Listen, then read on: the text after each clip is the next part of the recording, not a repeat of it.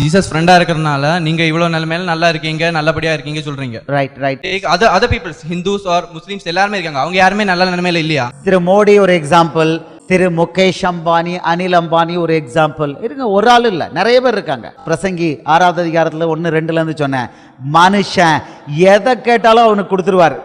அனுபவிக்கிற அந்த சக்தி அவனுக்கு கொடுக்க மாட்டார். இயேசு இருக்கிறதுக்கும் இயேசு இல்லாம இருக்கிறதுக்கும் ஒரே ஒரு வித்தியாசம் தான். இயேசு இல்லாம சக்சஸ்ஃபுல்லா இருந்தா பிரைம் மினிஸ்டர் சீட்ல உட்கார்ந்துடலாம், அதை அனுபவிக்கிற சக்தி அவருக்கு கிடைக்காது.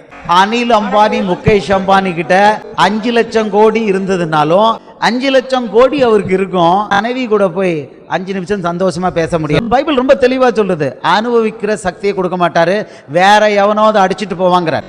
ஆனா இயேசு உங்களுக்கு நண்பரா இருந்தா இந்த சக்சஸும் கிடைக்கும், நீங்க அனுபவிக்கலாம். அதுல ஒண்ணுதான் கிடைக்கும். இதான் இயேசு இருக்கிறதுக்கும் இயேசு இல்லாததுக்குள்ள வித்தியாசம்.